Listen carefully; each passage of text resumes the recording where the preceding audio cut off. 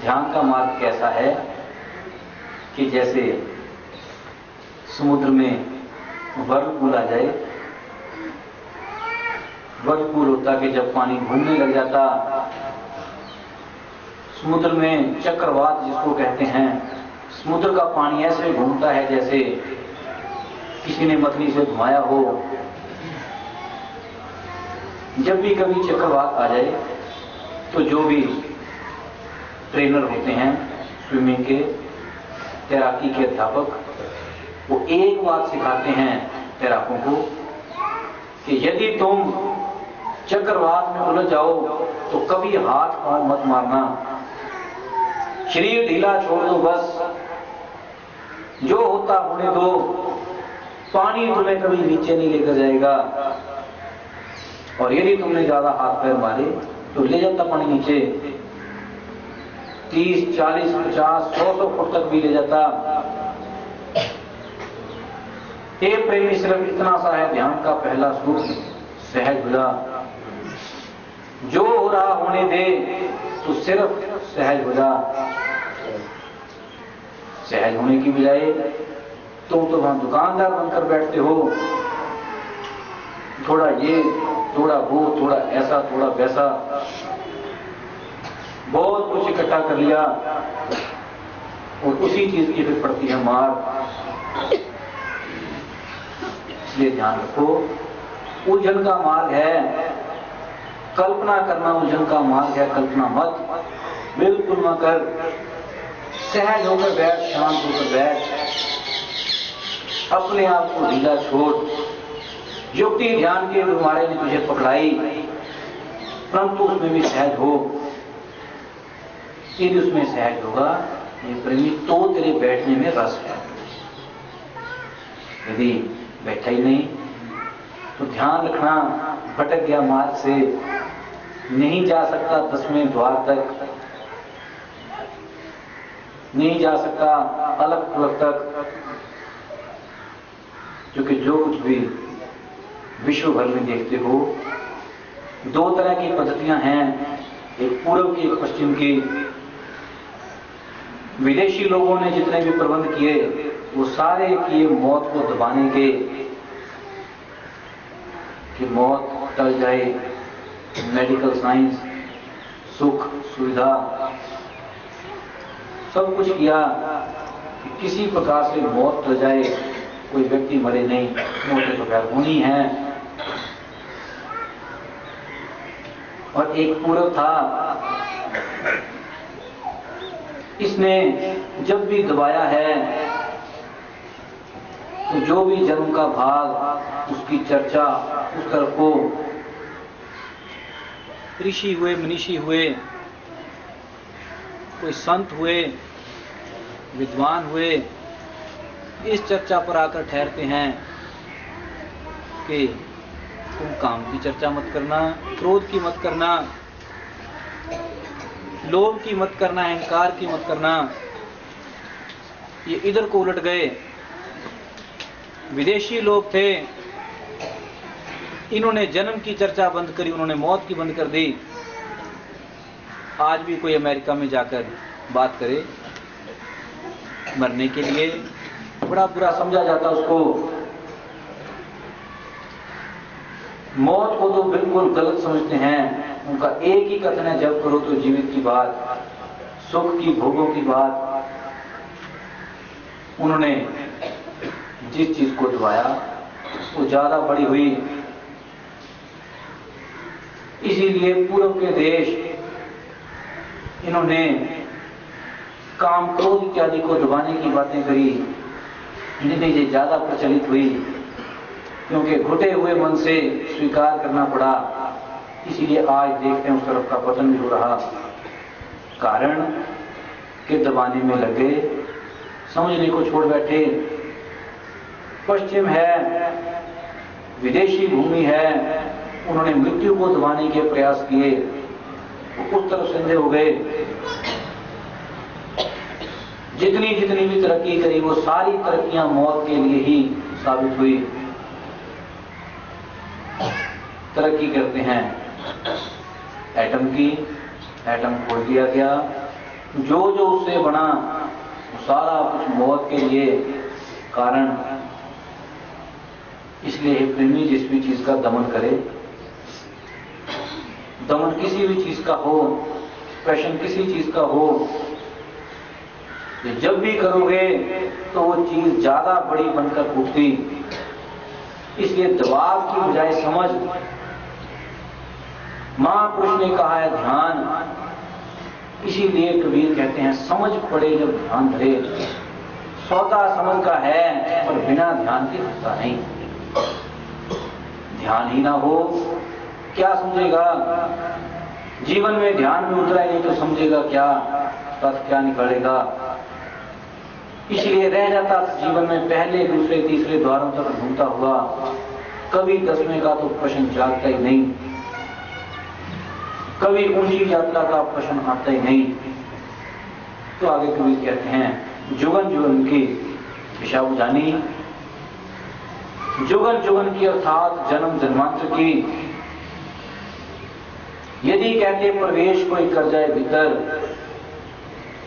तो जन्मों जन्मों की प्यास बुझ जाती है। पर हे प्रेमी, इसका अर्थ ये नहीं कि जो ना उतरे उसे प्यास नहीं लगी। प्यास तो सबको है,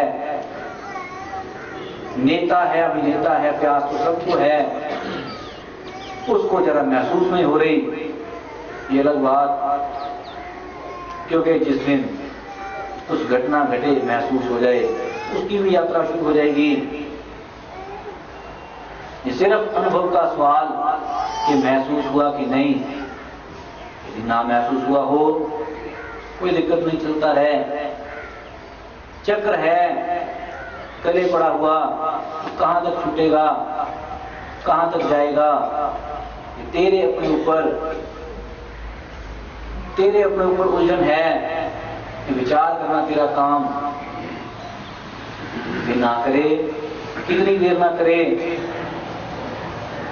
जुगन जुगन की तृष्णा बुझानी। तृष्णा सबको लगी हुई, प्यास सबकी है, लेकिन ये प्रेमी जी तेरे अपने ऊपर है कि तू महसूस करता कि नहीं करता, चलता नहीं चलता। जितनी ना भी चले तो भी कोई बात नहीं, कितनी देर नहीं चलेगा। ईश्वर की सृष्टि है, इसमें कोई ना कोई खेल, कोई ना कोई रगड़ा झगड़ा ऐसा फिर बन जाता कि चोट पड़ती है, होश आती है, फिर उसको जाग जाता। लेकिन बुझती प्यास किसकी? जो प्रवेश करे। सदा की प्यास बुझ जाती यदि अपने भीतर प्रवेश कर जाए।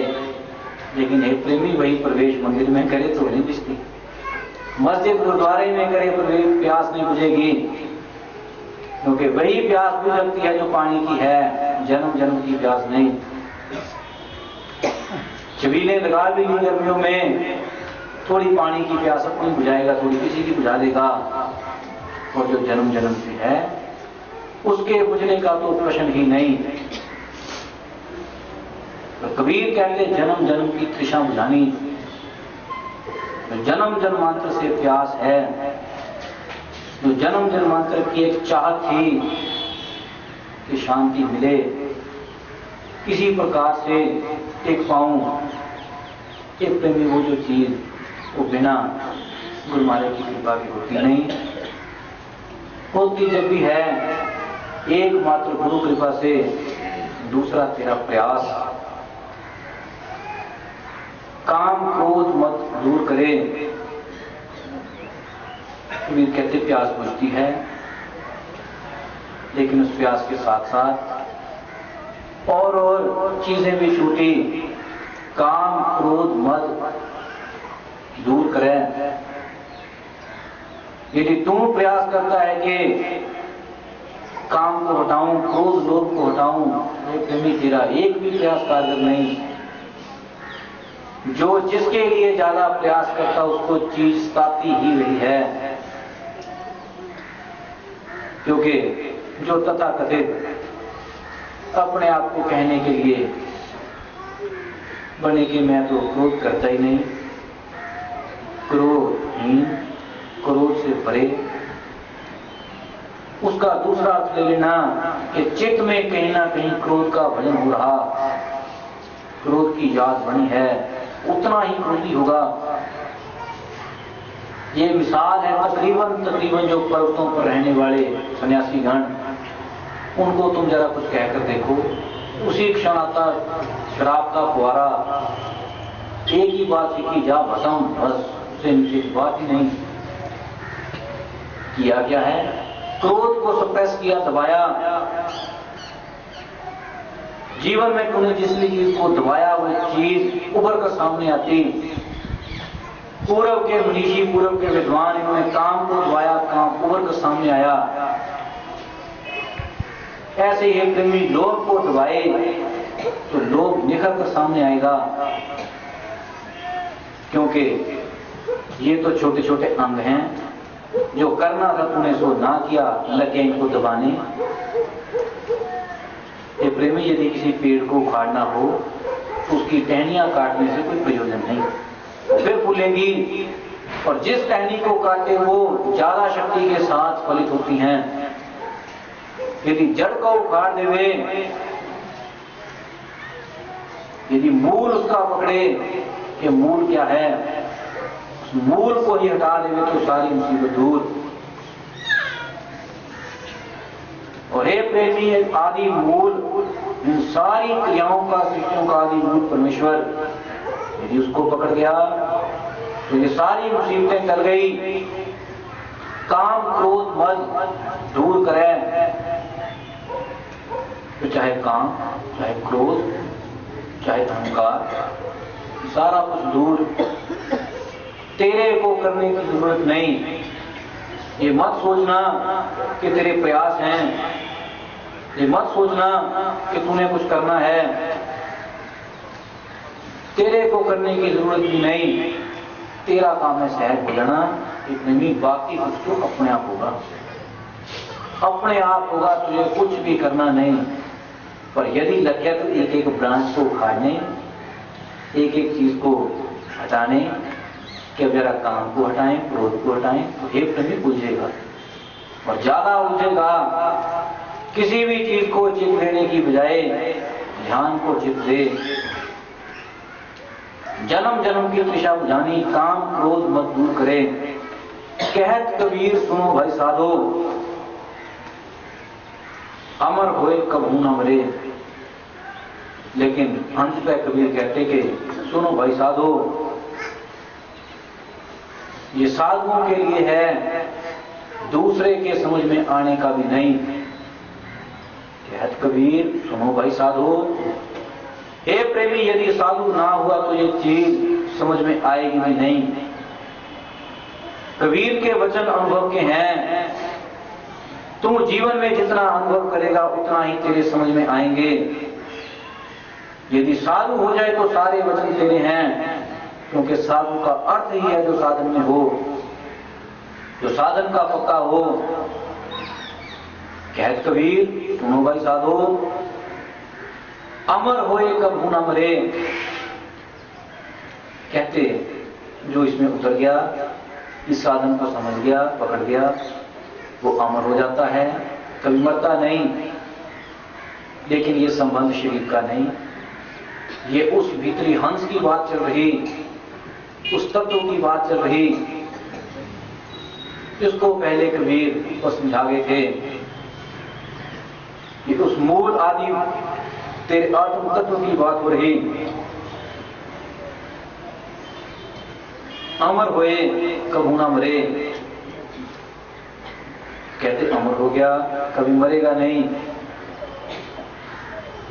इसके संबंध में कभी किसी एक प्रेमी ने प्रश्न किया था कि शरीर तो नाशवान है, ये तो अमर हो नहीं सकता, आत्म तत्व अमर है, वो कभी मरता नहीं, तो कभी किसको कहते हैं कि अमर हो जाता है? ये प्रेमी, जहां पर बात ना शरीर की है, ना ही परमेश्वर की, ये उन दोनों के बीच में घुटे हुए तेरे आत्म तत्व, जो कि तेरे ही संस्कारों से, तेरी वासना से जकड़ा हुआ, जिसका तुझे हर वक्त बोध होता कि हाय मैं मर गया, जब मैं इतने सन में जीवित हुआ, इतने सन में जन्मा। कहानी तो तेरी कब से चलती आ रही, कब से बन रहा, कब से बिगड़ रहा। शरीरों के अमर होने का प्रश्न नहीं, शरीर तो मात्र एक ऐसी किश्ती है जिसके द्वारा तुम्हें तैरना, पार जाना, साधन का कारण है। हे प्रेमी, वो जो भीतर परिवर्तित एक तत्व है, वो जो भीतर तेरी बैठी मैं, कि मैं मरा, इस मैं का जो चेतन बोध है, ये सवाल उसके है। उसके लिए ये कबीर बात समझाते हैं कि अमर हुए, मरने की वासना ही खत्म हो गई। एक फीलिंग जो होती थी कि मैं मरता हूं, वो फीलिंग ही खत्म हो गई। यहां पर शरीर के लिए नहीं कि शरीर अमर हो जाए, क्योंकि यदि शरीर अमर हो जाता तो कबीर सशरीर तेरे बीच में बैठते, लेकिन एक प्रेमी नहीं, शरीरों का संबंध नहीं, ये संबंध भीतर का है। लेकिन है जो साधु के लिए, साधु होगा तो समझ में आएगा, यदि साधु ही नहीं तो समझ में आने का प्रश्न ही नहीं। इसलिए प्रेमी महापुरुषों के वचन, अनुभव के वचन यदि समझना चाहे तो प्रत्यक्ष के ऊपर जोर दे, पूर्णता के ऊपर जोर दे, अनुभव के ऊपर जोर दे, क्योंकि बिना अनुभव के ये चीज पकड़ में आने की। बोल श्री सद्गुरु।